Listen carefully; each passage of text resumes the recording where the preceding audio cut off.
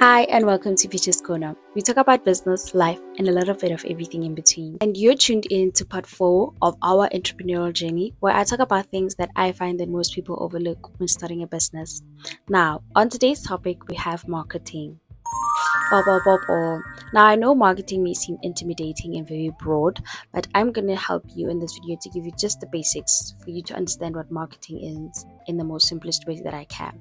So, in simple terms, marketing is actions or processes that a business undertakes or carries out to attract customers and then keep or maintain relationships with those customers or clients. And that's just basically what it is.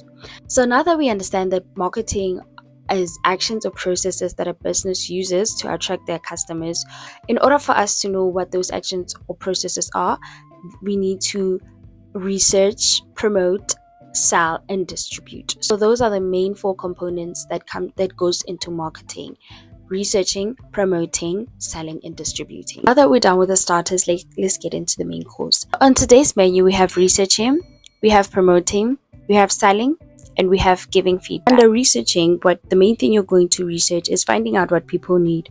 Marketing starts by understanding what people want or need. This could be anything from a new gadget to a solution for a problem. We have what we call product strategy or service strategy. This is deciding what product or service to offer, including features, quality, and design. Your product or service might be solving a need, might be bridging a gap, or might just be for fun. Or you might be selling a convenience.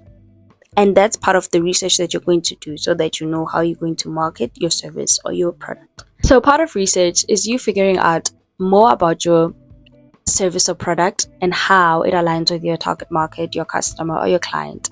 You need to figure out what I'm selling. As much as you might be selling a product, what is the non-tangible thing that you're selling to your client? And that's how you're going to market your product or your service. And by non-tangible, I mean, are you selling convenience? Are you selling fun? Are you selling happiness? What is your product going to offer that is not tangible to your client or your customer? So under number 2, we have promoting. Under promoting, we have telling people about it. Once you know what people need, you tell them about your product or your service. This could be through ads, social media, or any other way. So you've researched more about your product or your service, and you've researched how it aligns with your target market. So okay, your target market, how are you going to tell them promoting the service or your product? You are going to figure out who your target market is, and then you're going to segment them. Segmenting your customer, your client, is putting them in boxes. These boxes are going to help you know how to curate a marketing strategy that aligns with your customer, your target market.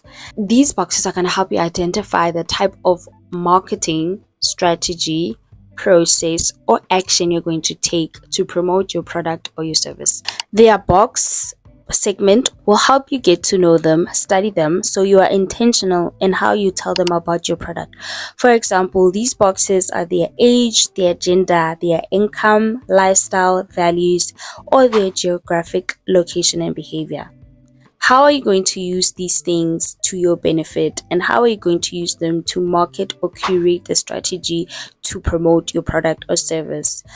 If they're young, what can you use to promote your product? Their gender, males and females differ in how you're going to promote or advertise your product or service. Comment down below if you want me to do a separate video and explaining what their unique selling proposition is and how you can use it as a tool to differentiate your product or your service from your competitor. And the third point we have is selling. So this is making it easy for your customer or your client to be able to buy your product or even use your product.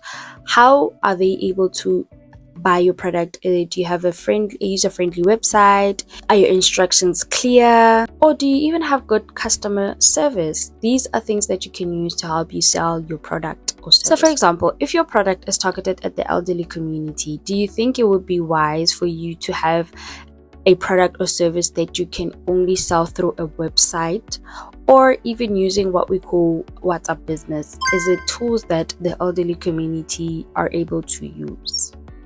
This again can be something that breaks your business. Say for example, you do have a product or service that is very valuable to the elderly community, but is the way that you're selling it accessible to them, or user friendly for them to be able to want to buy your product or service regardless. This again tends to understanding your target market. When you understand your target market, you are able to know how to put your product out there so that it's accessible, it's easy for them to be able to use, and it's easy for them to also get, which is part of distribution.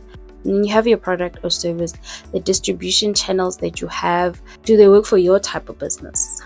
Another important tip, and the last tip that I have for today, is getting feedback from your customers or your clients. Try to get as much feedback as you can from them so that you're able to improve your product in the right way. You are making or having this service or making this product for your customers and clients. You need to make it better. Hearing from them, they are the ones that are going to tell you where your product or service lacks and how you can improve it. So getting feedback is also a very big component that can help you through your marketing, for your marketing strategy. And for dessert, which is a bonus tip, say your product is solving a problem, you need to be at the right place and at the right time. Try to have ads or promoting your product at the right time when people are experiencing the problem so that they're able to solve the problem with your solution. Say for example, a gym, they will most likely advertise protein shakes at the gym, things that align with you going to the gym. You want a healthier body, you want a healthier lifestyle. So things that are relating, or products that are relating to lifestyle, or services that are relating to lifestyle, improving your body, your health, those are the type of ads or promotions that will be surrounding the gym place. You can't be going to sell kotas at the gym, or advertising that you sell food when a person just left the gym. You need to get people at the right place at the right time. And don't be afraid of receiving or getting a new target market. For now, you might have researched your target market and you know that this is the target market that I'm creating this product or service for. But you might also find that maybe your product or service can be used differently, or even attract a different target market.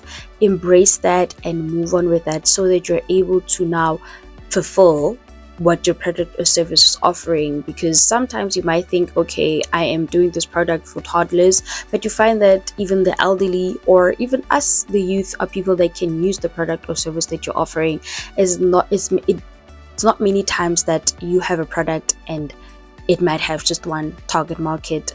People find many uses for many things these days. For example, there's a TikToker that I love and follow, Lebo Lion, where she gave an example where, for example, we use ice cream tubs as Tupperware. The way Tupperware is intended, created for storage, we find ice cream tubs to use them for the same thing. Whereas when your ice cream shops make those ice creams, the main aim is for them to be able to sell the ice cream. They never knew that their packaging would be reused. Don't forget that there is more that goes into marketing. It's not just the ads that you see or the promotions that people have, paid partnerships that you see on TikTok or whatever, through influencers and stuff.